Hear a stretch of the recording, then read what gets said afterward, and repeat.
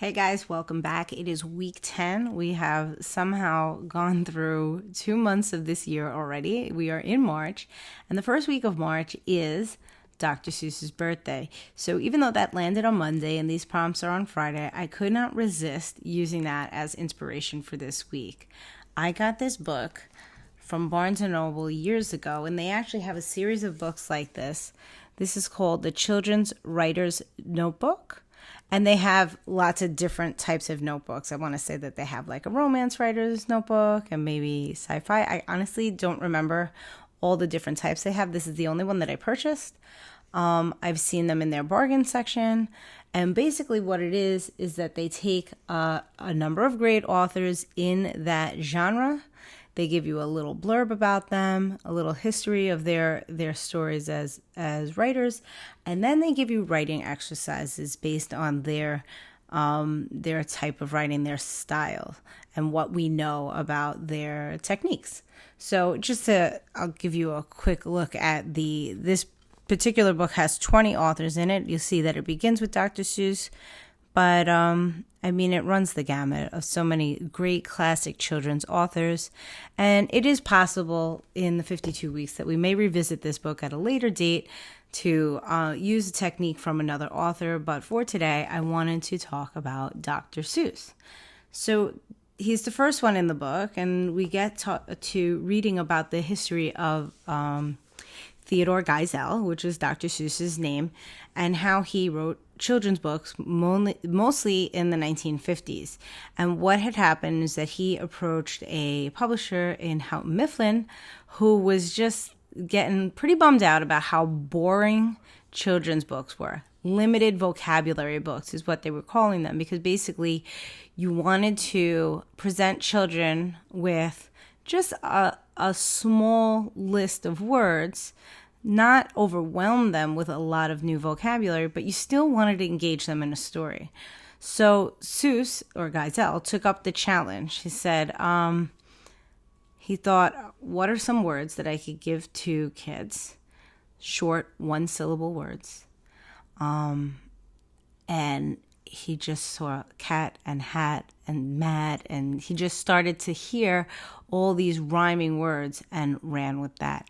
It goes further in the description to discuss the different types of rhyming rhythms that Seuss liked to use, and that is really the key with the Dr. Seuss. It's rhyme and rhythm, so it's not just one or the other. If you've ever sat down and tried to make something that rhymes and say, why don't I sound like Dr. Seuss? It could be that you're missing the rhythm.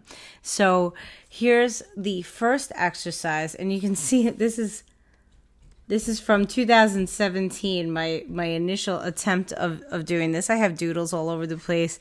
I even wrote in the margin, this is not easy with a frowny face, because it's not. So here's the exercise and what we are going to challenge ourselves with and your prompt this week. It is the first exercise in the book, and it's called Rhyming Words, and it says Dr. Seuss's use of simple one-syllable rhyming words is a key element in his text. The exercise is as follows. Write a rhyming word list about, say, a child's bedroom at night. The rhymes should use single-syllable words such as door, floor, red bed, and light night. And they say here a rhyming dictionary will help, which is true, or you could, look up online in a virtual rhyming dictionary. So that's the first bit, and I think that's the thing that everybody recognizes as Dr. Seuss. Like, we just need a bunch of rhyming words, and of course one syllable would be great because we're thinking children's books. But here's the second bit. It says, now introduce a blue mouse in the house. Write rhyming couplets listing all the things the mouse could do at night in the child's bedroom. The couplet lines have 8 and 9 syllables. This is the part that is so hard to do. You get your words, and then you have rhymes, but now you want to fit them into the rhythm. And this is the example that the book gives. The blue mouse in the house then said, as the small child sat up in her bed, watch me run up the squeaky door and watch me slide down the wooden floor. So you can see my notes from reading this years ago. Where did I? That I was actually counting out the syllables because I didn't necessarily believe it at first. But yes, the first line is 8 syllables. The second is 9. The third is 8. The fourth is 9. So it says the zanier the mouse's actions, the better. Come up with a surprise ending. So here's what I want to present to you this week. I want you to create a list of rhyming 1-syllable words. And I want you to come up with a theme. It does not have to be a child's bedroom at night, but do think about children's locations. It could be like a daycare or a pre-K classroom or a playground or a day at the beach or anything where a child would be. This way we're not all coming up with exactly the same list of words. So you want to come up with a list of rhyming words for a theme, and then you want to create your rhyming couplets to create the story of what is going to happen in that place. The zany element could be a blue mouse, could be a green cat. Let's do that. A colored animal enters your area. So there are 3 rules here. You have your list of rhyming 1-syllable words. You have, under a theme of a place that a child would be or enjoy. You have your rhyming couplets. So 8-syllable, 9-syllable, 8-syllable, 9-syllable. And enter some colored animal for our zany effect. I won't say that you have to do all of the art the way the magnificent Dr. Seuss did, because I do think 1 week's time for this small challenge will be enough. And I will wish you all the luck in the world with this one. I'm going to try to do a different locale, because I did do the bedroom at night back when I tried this a while ago, and I just want to try something different and see what comes of it. But I wish you all the luck in the world. If you want to do it just as this book describes, it literally was just 3 pairs of words and trying to do something short. But I don't want to give you a limit on this, because I feel like in order to get into a real story, you probably need some more words. So let your list guide you. Come up with your location. Think of all the rhyming words that you can come up with for that. And then good luck with your story and your rhyming couplets. I'm really excited about this because it is a challenge, but I love Dr. Seuss. In fact, last night my son read Green Eggs and Ham to me for the first time, and it was kind of amazing. I don't think that I read a lot of Dr. Seuss when I was a child. My mom thought he was like too weird or something. So in discovering him as I got older, it's all new to me and all wonderful. I love it. So I hope you enjoy it. I hope you get a really cool story about this. And I'll say if you succeed, I think you have a good chance of getting something out into the world, because it's not an easy task, and it will have to be rewarded by publication in some way. That is my belief. So, best of luck to you this week on this.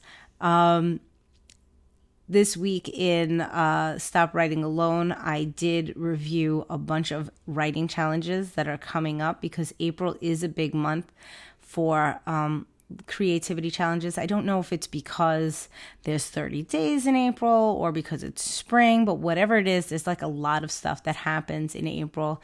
For the poets out there who probably will like this challenge, there is it's National Poetry Month, so there's NaPoWriMo. The 100-Day Project is a great challenge that is for all creatives. And then of course there's Camp NaNoWriMo that happens every single April and July.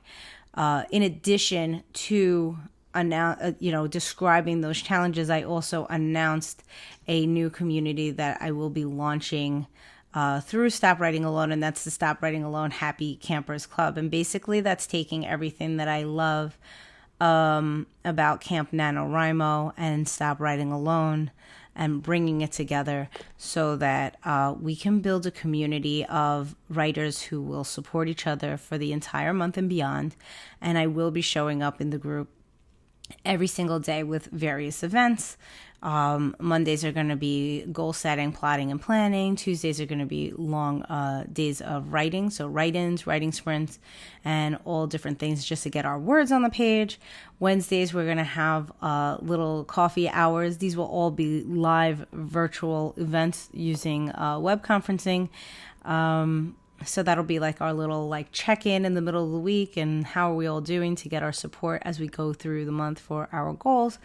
Thursday, I'm just going to send out all different types of tips for revision and editing. For whenever you do finish your project, you will have a bunch of resources. And then Friday, we're going to daydream. We're going to do prompts like we do Friday here, and we're going to talk about our future and what happens next in our writing careers. So that's pretty much my schedule for every single week. And I have a 1 week sort of discount offer going out right now that anybody that joins before next Friday, before the 13th, March 13th, it'll just be $24.99 for the month. And again, this is like once you join for the month, but you have lifetime access to the group. And I'll never be charging you for that again. But after next Friday, then it'll go up to $49.99 for the month of April. And that's it. So I'm really, really excited about that. We already got sign up immediately after the podcast went live, which was so exciting for me. And the other big thing that I have not announced publicly here before, and I do want to share with you, which is a huge, huge deal, is in May, I'm co-hosting a writing retreat in Deep Creek Lake, Maryland. So it'll be myself and Sam Kimberly, who is the head of the Creative Life Scholars, and I highly recommend that you go check out that website. She also has a Facebook group. That is a group that I've been a part of for it's almost a year now. We started last August, but I feel like it's been a year because Sam and I have been talking about it for that long. It's part mastermind, part book club. It's really just for creatives, for writers, for everything. It's an amazing support group, and really, I think every single person that's been involved with it from the beginning has seen immense personal growth and professional growth in their creative endeavors.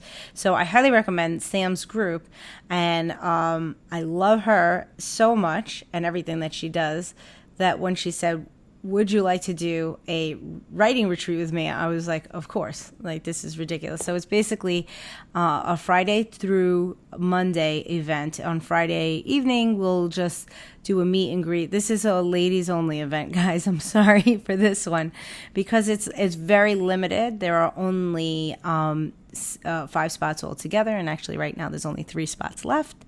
And so Friday will be a meet and greet. Saturday, we're going to dig deep. It's going to be a full day of programming, just digging deep on all types of personal growth, tapping into all the stories that we've been telling ourselves for our entire lives, and which of those are true, which of those are serving us, which of those are holding us back. And then on Sunday, I'm going to take the reins and use all that juicy goodness and freedom that we have from all of the work that Sam has done with us on Saturday to then help us step forward in our writing. And we are going to do a bunch of writing exercises, and we're immersed in this amazing, natural, beautiful space. If you don't know Deep Creek Lake, as the name implies, it's a lakefront property. We're in the mountains. There's obviously the forest all around and nature. That kind of stuff just inspires me left, right, and center. So We're going to be doing a bunch of different writing exercises. I will be incorporating the location as well as all of the stuff that we've worked on together. And it's going to be fun. There's going to be some fun stuff. There's going to be some serious stuff. But I really do feel like it's going to be a weekend of transformation and very deep connection, especially when we're dealing with such a small, tight-knit group. It's pretty exciting. And then Monday, we just have time for breakfast and goodbyes. I mean, I know that it's going to go by incredibly quickly. So I'll put a link in the comments here, in the doobly-doo, as we call it, for that so that you can see all of the information. That's the Ever After Spring Writing Retreat. And then I'll put a link also for the Happy Campers Club if that's something that you want to do in April. Otherwise, let's get rhyming. Let's get rhythm. Let's get Dr. Seussing. Put your crazy hats on. This is the crazy hat that I made for my son because he is in love with Kirby. So he has all of the Mage Sisters on the back. And, oh, look. I even have the crazy hat I made for him last year, which was when he was in his Pac-Man stage. Well, hence the giant Pac-Man here. We tell ourselves we bought it for our son. Anyway, that's it. Coming up next will be all of the links where you can connect with me online. I hope to see you there. I can't wait to see what you guys come up with. Please let me know I'm not the only one that finds this week's work challenging. Perhaps it's just me, but I wish you loads of fun because remember that is the tone that we want to set for anything from Dr. Seuss. So have fun, be zany, go crazy, rhyme and rhythm, good luck, and I'll see you next week.